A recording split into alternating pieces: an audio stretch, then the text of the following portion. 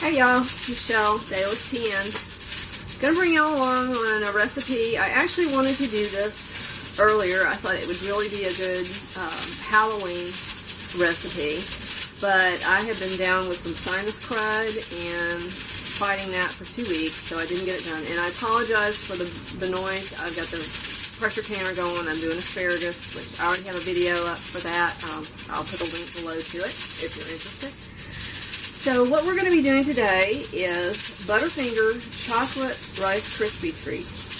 When I saw this recipe, I thought, oh, I got to make this. And I found this at a cooking blog called IWashYouDry.com, and I will put a link below to this actual recipe so that if you're interested, you can go and get it and make it yourself. So let's start out with what we're going to need. We're going to need 8 cups of chocolate rice Krispies. So I've got my box there. 3 cups of miniature marshmallows.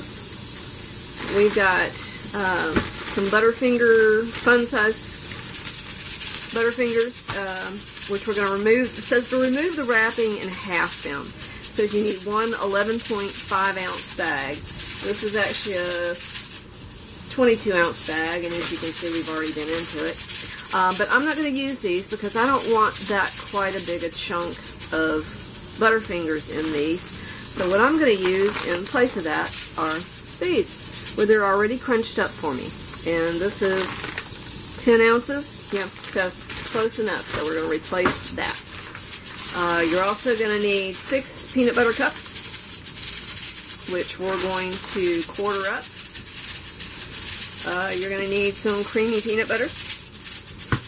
2 tablespoons of honey or maple syrup, and it says a 1/4 teaspoon of ground cinnamon optional, and I'm forgetting the dark melting chocolate, 10 ounces.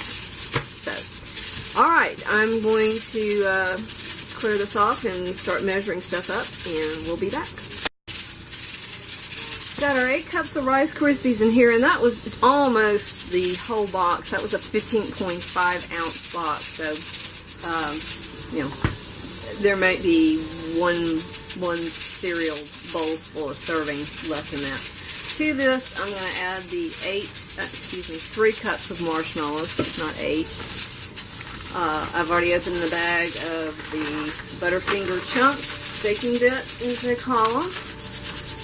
And I have sliced up the peanut butter cups. I did a little smaller than quartered. Just for my own personal preference. Now we'll see to mix all this up. Probably do just as well to use my hands.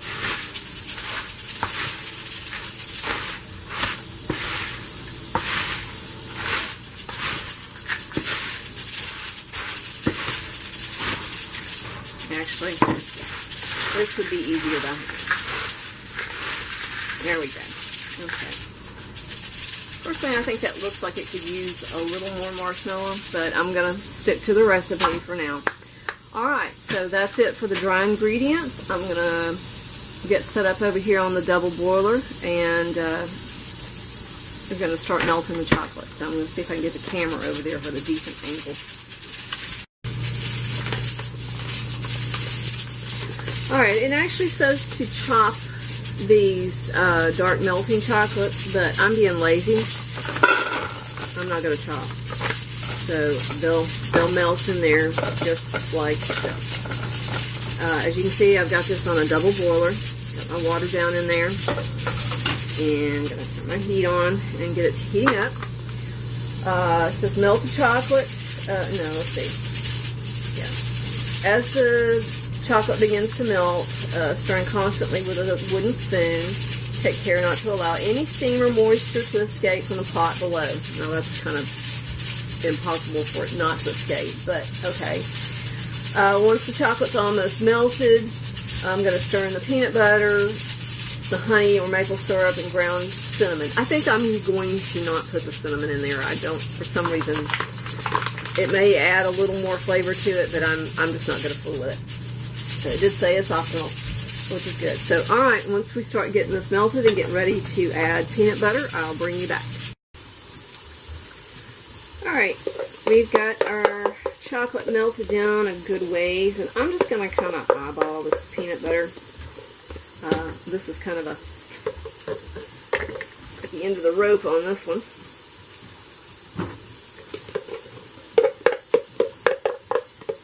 Calls for 2/3 of a cup of peanut butter. I don't feel like dirtying up a measuring cup, so I'm going to say that is about 1/3 of a cup. Right there. Scraping this one out pretty good. Alright, get this other one out, and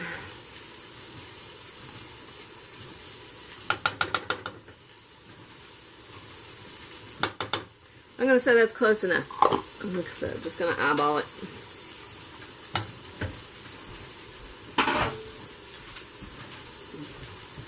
And the second peanut butter is a honey roasted peanut butter, so that ought to be pretty good. Alright, get this out of the way and get tablespoons out. And let's add our 2 tablespoons of honey in here.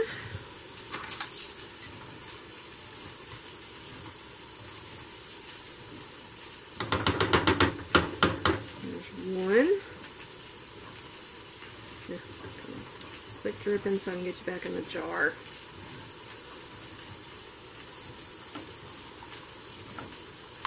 And there's 2. Okay.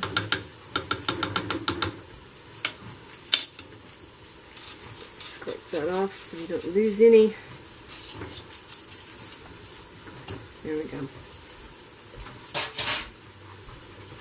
Alright, set this over here so I clean up my jar in a little bit. I hate to put it back and get the rim all messy, so oh yeah, I'd say that's perfect timing on that. The chocolate's all melted.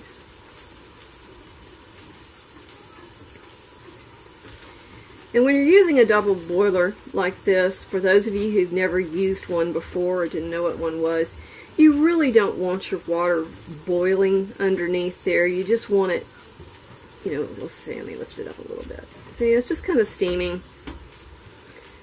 Just want it where it'll heat the stuff up and melt it, and that's not coming out of there. You gotta get the peanut butter in there to get it mixed.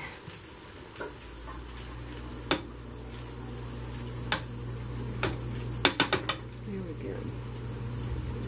That'll work.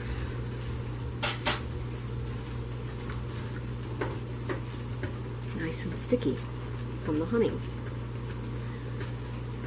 Okay.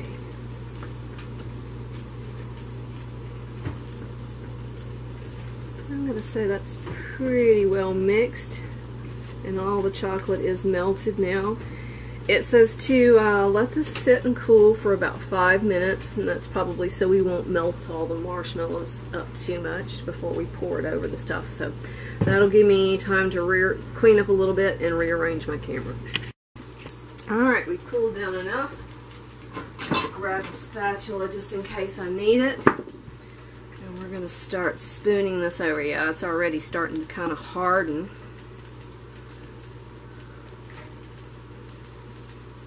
Still a little warm. Yeah, I thought I might need a spatula to get all that out of there. I think I'm going to need a more flexible spatula. Alright, start mixing this up, and it's, yeah, something tells me I probably should have put some gloves on because this is getting messy.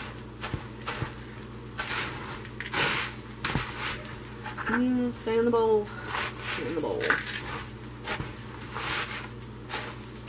Rice Krispie treats are usually something you're going to get messy with anyway, so I'm probably going to end up getting my hands in here. Which they are clean. I have washed them. So, yeah, this is, here we go.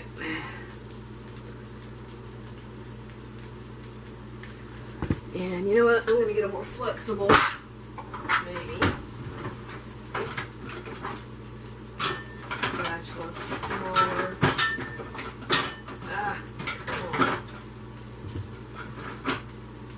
That's what I'm looking for right there. Okay. This to me really doesn't look like enough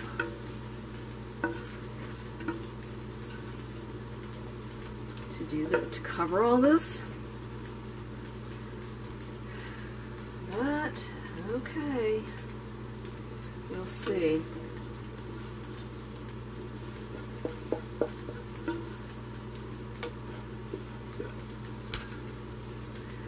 We shall see. That ain't working too well, is it? Okay, so let's just get our hands in here and mix and get as much of this off here as I can. And all right.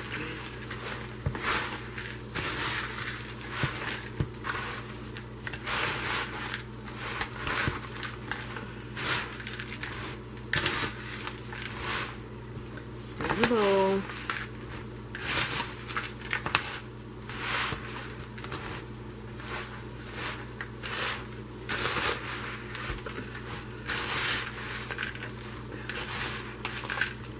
Yeah, it's easier to do this by hand. Yes, it's messy. Maybe put on some gloves if you don't want to get dirty. Alright, let me move this out of the way. And I have wrestled the parchment paper down in here, but as you can see, it's already popped back up. So I'm hoping I got that placed where y'all can see it. Let me see.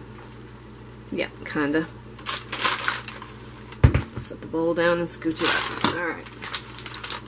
That's better. Ugh. Sorry for reaching in front of the camera, but this is not cooperating too well.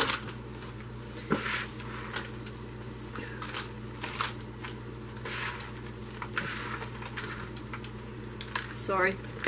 I know I'm blocking the view. Trying to get the bowl out of here. Alright. Good enough on that. Okay. It did say something about take another piece of parchment paper and cut it and get in there. Use it to press this down.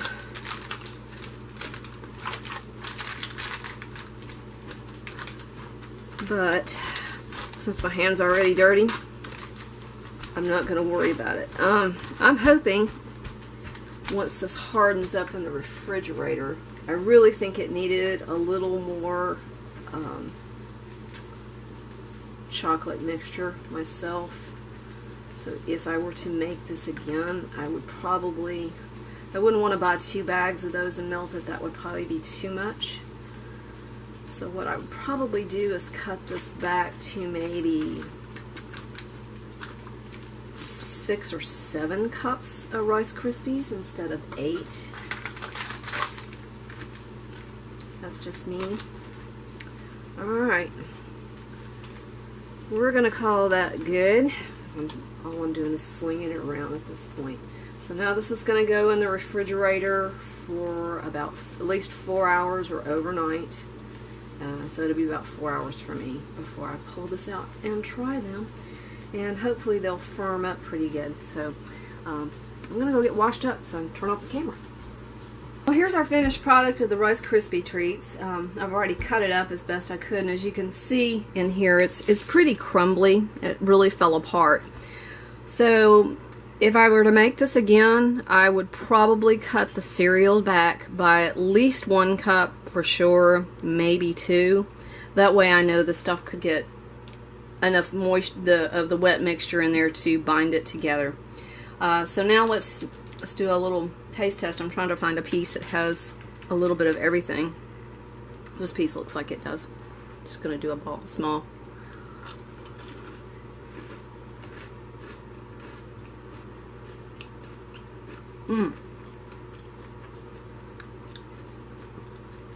Very good. Very rich. I definitely would need a big glass of milk with one of these. So there you go, Butterfinger Rice Krispie treats. Just reduce the cereal by at least 1 cup, and it shouldn't be quite so crumbly. Even crumbly though, it's still very, very good. Thank you for watching, and we'll see y'all next time.